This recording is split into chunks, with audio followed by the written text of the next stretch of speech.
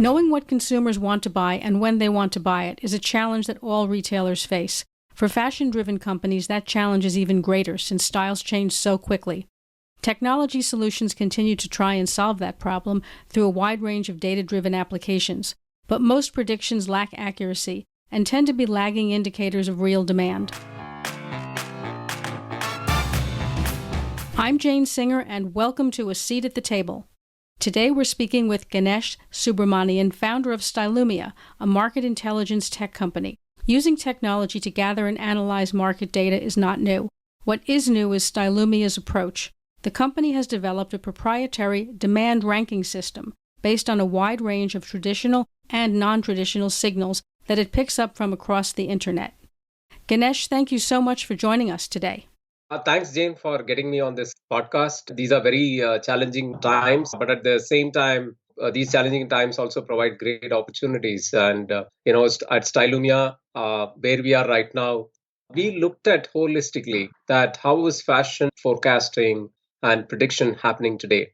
And this was back in 2015. We looked at and say that it still continues to be largely a push-driven value chain where we as experts predict what we think that customers will buy and make products and push it through the chain. And globally, if I just have to give you a statistic, that in 2018, world produced 150 billion garments. Out of that, 50 billion garments never sold a single piece.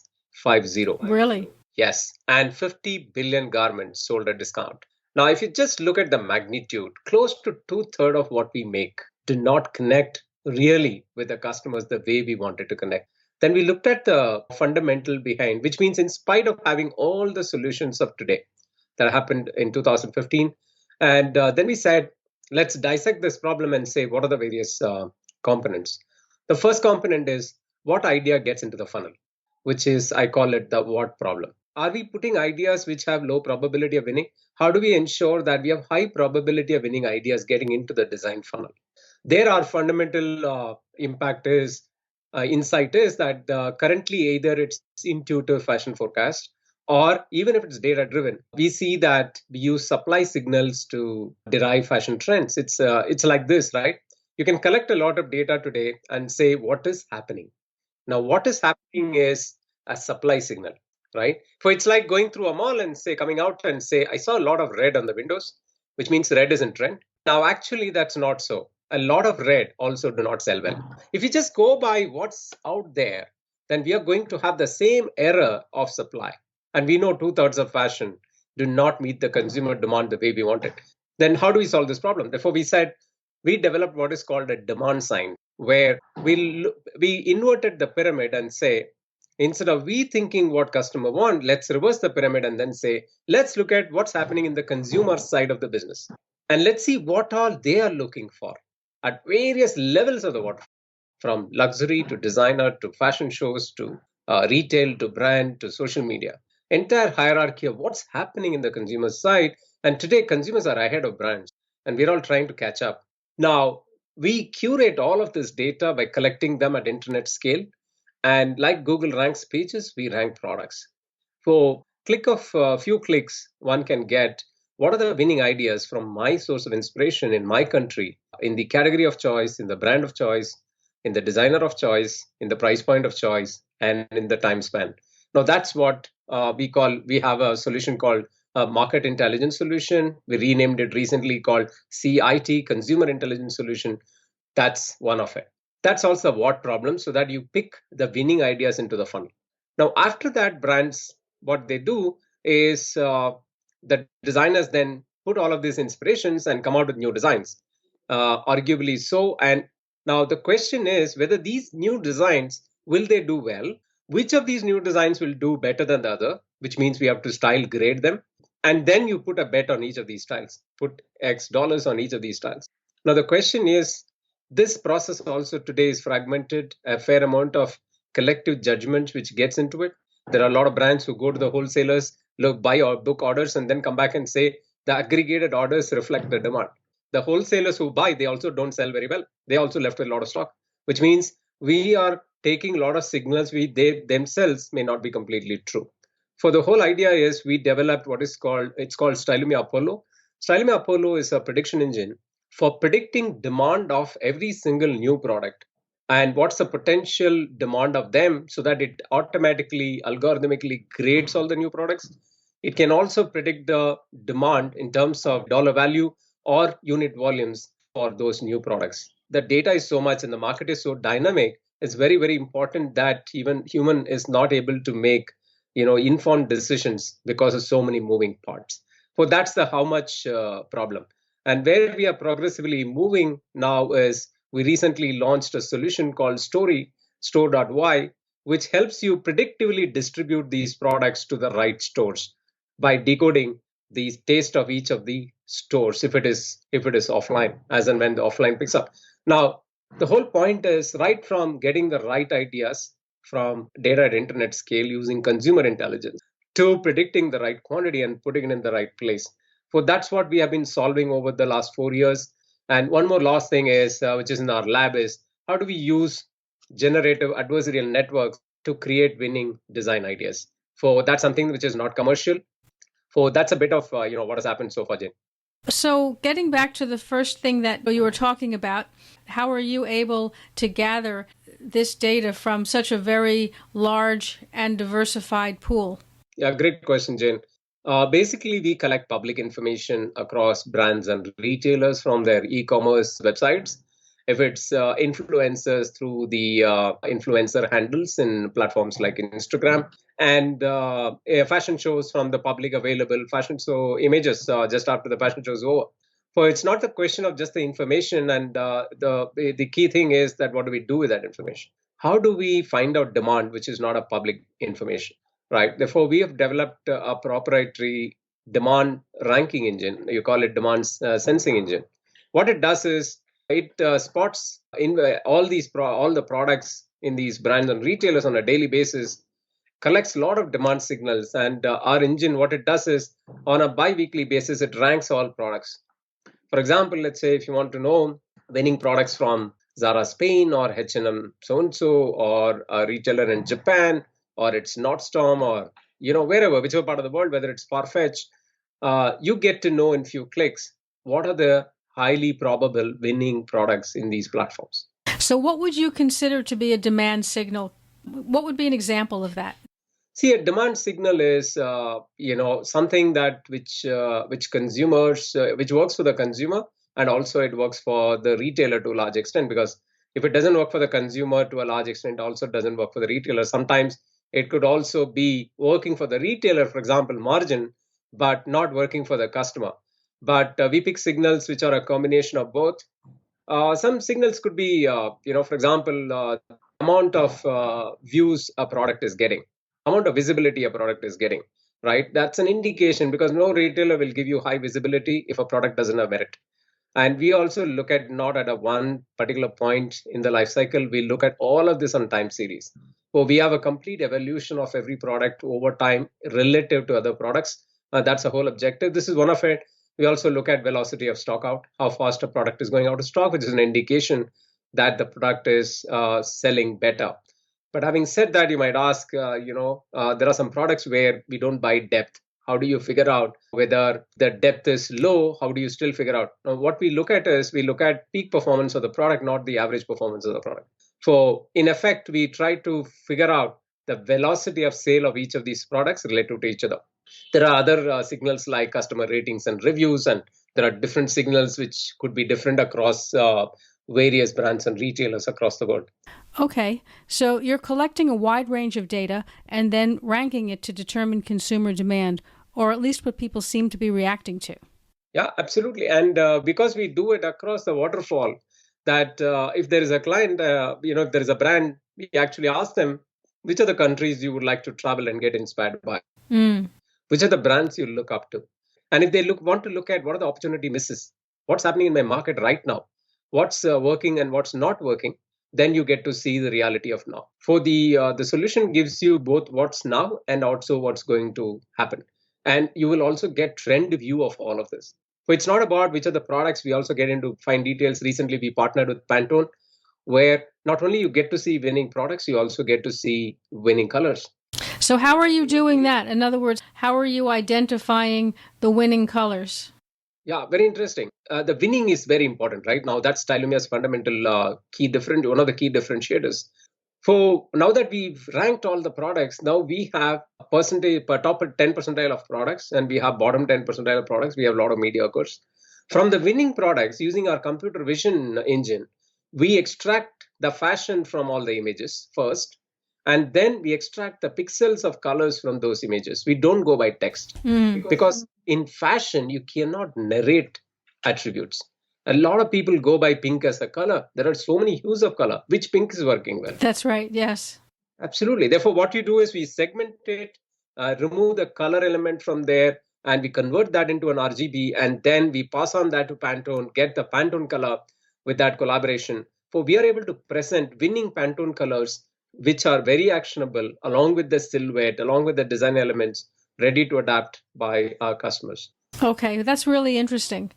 Looking at all the different information that you're presenting, and because it's done quite scientifically, right, using data and using algorithms and so forth, roughly what would you say the margin of error is?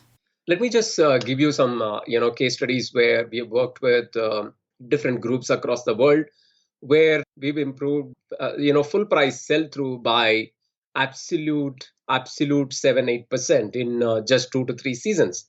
Now, what that means is that if somebody is having a full price sell through, now this is also with adoption in a part of the range from, let's say, from 50%, we move them to 58 to 60%. But over a period of time, what happens is that, and right, in fashion, the margin itself is 10%. Right. We all end up with 10% EBITDA. Now, if you increase your full price sell through by 10%, right? Now you save straight away 5% margin, which is 50% of your profitability today.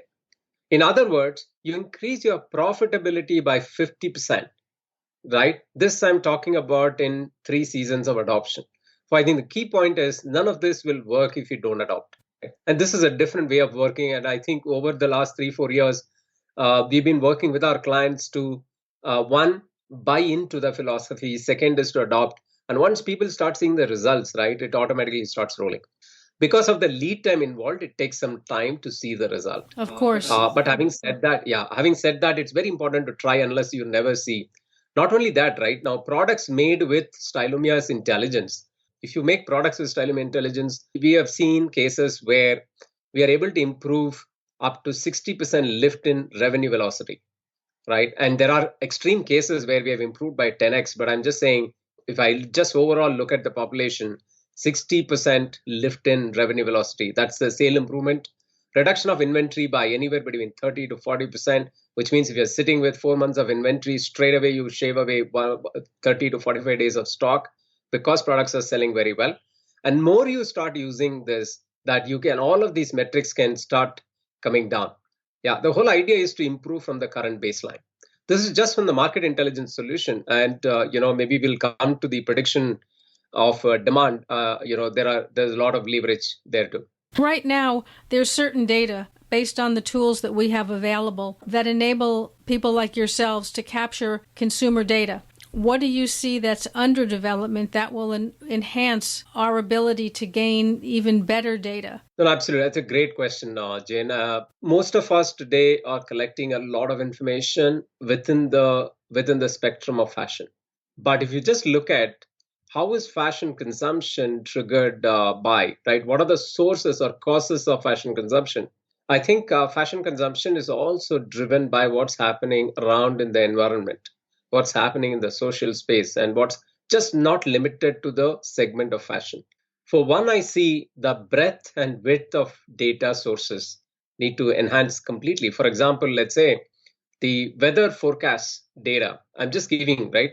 For example, in 2018, entire Europe placed a huge over bet on jackets. All of them underestimated the global warming. Ah, interesting. No, just imagine this, right? All of us making the same mistake. We're all following each other. He's making this jacket, that brand is making this, and all of us are making and putting. But what we all missed is a global warming and temperature changes that people don't need as much jackets. And also the quality of jackets. They want lighter jackets. Now, the question, therefore, is I think we just need to bring width and depth of data. Right. That's definitely one area. I call them alternate data deployment along with fashion to see the future. And, lots of micro movements are happening. I think more and more I see that we just need to get into reflexive fashion, because what's happening is that we are getting into uncertain times. We're not prepared for times like this. We, as an industry, we're sitting with very rigid, very long supply chains, right? Even those who are crushing it, they're crushing it incrementally. Now the question is, I think we really need to see technologies to bring the supply chain shorter and shorter to an extent, and say, can we all produce what is exactly needed? Right? It's a long way. It's We are not in a made to order situation, but the question is constantly. A lot of people are working here to say that how do we crash the entire fashion supply chain? And we know through last few months, supply chains have crashed. Those who had 2 collections in a year or 4 seasons in a year now thinking about 6 to 8 seasons, and they are moving towards 12 seasons. The old terminologies of seasons are crushing completely. Digitization of design is happening. How can we stop making samples and start taking orders? Like 3D, as you know, is coming up. How can you predict using a 3D design directly using Stylumia's prediction tool, for example? Can you? Yeah, we can predict just with a 3D design. Why do you even need to make a sample? We'll tell you good, bad, ugly with a 3D design. So, in other words, what you're proposing is to be able to use the data from Stylumia to go direct to a 3D sample in order to shorten your lead time and also to cut out a lot of the cost on sampling. No, absolutely. Why sampling? The entire even B2B transactions in terms of, whether this will work well or not. See, we need samples for a lot of people to get validations. We show to a set of people, we show to next set of people. All of that can be digitized. And you're able to tie that in with what you're doing on the front end, on the data side of things with Stylumia. Yes. Oh, yeah. Very interesting. Yeah. It's inching us closer to a supply chain that is more of an on-demand supply chain, as opposed to what you were talking about in the beginning, where people are trying to predict well in advance of when they would actually sell the product. Absolutely. And I think that's sort of been a missing link for many companies. Yeah, and Jane, I just want to maybe elaborate a bit more in terms of just not about product intelligence. So to win in D2C, you brought the right context. To win in D2C, let's imagine we are most of the manufacturers. Let's say if they want to go to D2C, or most of the existing brands, for them D2C was one of the channels. For that become now a prime channel. What's the difference between a D2C channel, having worked leading, one of the largest fashion online retailers of India, leading from a startup to billion-dollar plus company? I have the experience also of seeing both the offline and online world. In D2C business, what's very important is that it's just not your product, relevant content, right? In the right way, it's very important. And you just need to be digitally pleasing. Very, very important that you have to therefore get one, consumer awareness. Now, consumer awareness building through digital mediums is a separate subject by itself for a moment. Let's say you build that. Second is when the customer comes, you just need to make your proposition very, very digitally appealing. Now, digitally appealing is photography, it's imagery, it's content. Right. We sometimes take content for granted. For example, using our intelligence, not only we know winning products, we also bring winning text. Oh, really? Oh, interesting. Absolutely. Therefore, it's not about winning product, it's about winning shoots. The kind of photography which is working very well, right? For example, using one of our tools, we realize that if the model is facing the audience, those products were not doing well. If the model is tilting his or head away from the audience, away from the consumer on the screen, it was doing better. Now, this is after heat mapping, and we figured out that this is the pattern we saw across winning products in select brands and retailers. For its winning photo shoots, it's also winning text. See, in digital, what happens? People either search through Google or any search platform, be it Amazon, they search, right? When they search, it's very important that the search words, and search words are very dynamic. The consumer parlance of words many a times are very different from how brands call their descriptions. And how do you align this consumer language with the brand's language? Now, this is also something that we provide. In fact, there are large retailers in US using our platform to augment their textual data, master data. For your master data, an image or your salesman. So their master data would be the data that they're collecting directly themselves, and then they would be using your data to compare and contrast to what they're collecting. Yeah, absolutely. For example, should I call it midi dress, or should I call it short dress? If consumer is searching short dress and you have called it mini or midi dress, your product is not showing up. That's a very good point. Now, the point is about taking care of consumers' interaction in the digital medium through text, the perception of imagery, of course, getting the products right. You can actually spoil a great product by through a relatively bad shoot and poor descriptions. I think that's a very interesting point that you bring up, because I have noticed that when I look at descriptions of products, if you're looking at, let's say, eBay or whatever, and people, it's just individual people, their way of describing a product is actually a lot more engaging than when you're looking at products on a corporate website. When I say a corporate website, I mean a big brand's website, where the description is a bit dry and oftentimes doesn't include, actually, surprisingly, as much product detail as what you would get when you're looking at someone who is selling on, I'm just using eBay as an example. I'm sure it's the same on other, similar sites. So it's interesting that you bring that up, because I think you're right. How you describe the product and all the detail you give is very, very important in terms of making the final sale. Absolutely. It's also making you relevant. I think in digital D2C, there are two things very important. And if you actually read how all these algorithms work, whether you want to sell on a multi-brand retailer like be it Zalando in Germany, be it ASOS or Amazon or any retailer for that matter, you need to be discoverable. For what the retailer is looking for always is two parameters: relevance and performance. How relevant are you for the consumer real time? Now, I think we all need to ask very deeply, how relevant is my proposition at this point of time? Now, imagine if you are a 1 year calendar, how do you answer this question? Am I relevant today? Am I relevant right now? Well, that's one question. Second, is my imagery relevant? Or my text relevant? Is my pricing relevant? For relevance in various key dimensions the consumer is looking for, and they are going to rank all products based on how relevant are you, right? And second is how performing are you. Now, you get in digital, you improve your business if you get more visibility. Simple as that. As long as you're performing, you get more and more impressions, more chances of that people will click you. You go to PDP, you go to cart, and you get converted. Therefore, if somebody is starting today, there's a message for people who want to accelerate their digital business. My few inputs on this is, you just need to, digital is not like scaling linear. It's like a flywheel. How do you run this digital flywheel? Digital flywheel is like a huge iron rim which you need to now push and start rotating. Initially, you need a lot of inertia, which means you have to break the inertia and move it, which means what? You don't spend your marketing dollars, for example, in a linear way if you want to get traction. If you want to get traction, you need to go through a non-linear route and say, okay, my marketing budget for this year is 8% average.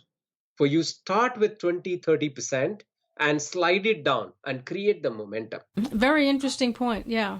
A lot of people, what they do is they do the average bit and then say, like, I used to spend marketing budget of 7%, 8%. That's okay when your flywheel are already running in offline retail. In online retail, a lot of people don't know you, right? Now, in that market, if you have to create the initial momentum, you just need to start non-linear. For example, I'll give you this. It will be very counterintuitive. Many people won't even believe that this is the right thing to do, but let me share with you. What happens in offline retail? You start with full price sales, and then you start discounting towards the end of the season. Yes, of course. Yes. Now it works reverse here. If you want momentum in online, you start with 30% discount and come back to 8% or 10% discount. It's very counterintuitive, but it works, right? But the question here is that now discount is just one lever. I told you marketing is another lever. I'm not suggesting that you should start with a discount, but just to give you a perspective that you need to create and move this flywheel, extremely competitive market. But the moment you get the eyeballs, and of course you have relevance and performance, it start to pay you exponentially. In other words, if you don't do well, you continue not to do well. In fact, it spiral down to poor performance. What you've brought up is a very interesting observation, and I think it's probably, I don't want to say it's the secret sauce, but I think it's a good part of the recipe. Absolutely. See, where I'm coming from is if you just go into all of this, we've been now talking about various dimensions. And I would sum it all and say that to win D2C, you just need to have real time codes relevance and real time performance. Now, to be real time relevance, I think each one of us need to ask how close to real time are we in everything that we do? And product supply chain is just one of the elements. Real time on text, real time on imagery, real time on marketing, real time on pricing, all of that, right? And real time trend spotting. Now, if you just put it all together, lots of today's processes are nowhere close to real time. They are batched. What we think in autumn 21 will do well. And there is a report which is extremely static, and that people are going through and making big decisions. Between now and 2021 autumn, there's so much which will change. That's right, sure. I think the question is we all need to think how close to real time are we going to go? And it purely depends on, the strategy of the brand that they can go closer. Unless you have built iconic brands that anything you do, you set the trend. Even they are facing challenge today. Oh, absolutely. I don't think anybody has an immunity card in this particular market. And I'm not saying specifically with regard to the pandemic. I think that even before the pandemic, even as you were saying, the mightiest of brands cannot be guaranteed that people are going to buy anything that they put out there. They also have to be quite reactive to the market. Oh, absolutely. Absolutely. So I'm interested then, just as a closing thought, what do you see as the next step? What would be the next step? What are some of the things that we can look forward to in the next year or 2 years or 3 years? Time is going to be a huge differentiator. When I say time is a differentiator, is timing. Okay. We can all buy revenue. We can all buy money. Money can always come back. Time will never come back. That's very true. 3 years back, 4 years back, those who or 5 years back, if somebody took on interest in digital, they developed digital really very well. Today, they are facing less hardship compared to those who are waking up in a crisis. So for me, I think the big shift is going to be timing as a leverage, timing as a differentiator, just not about product. For people keep on asking us and say, what's the white space in the market? I said, you do everything what you do, just change the timing. You have a differentiator which can't be copied easily.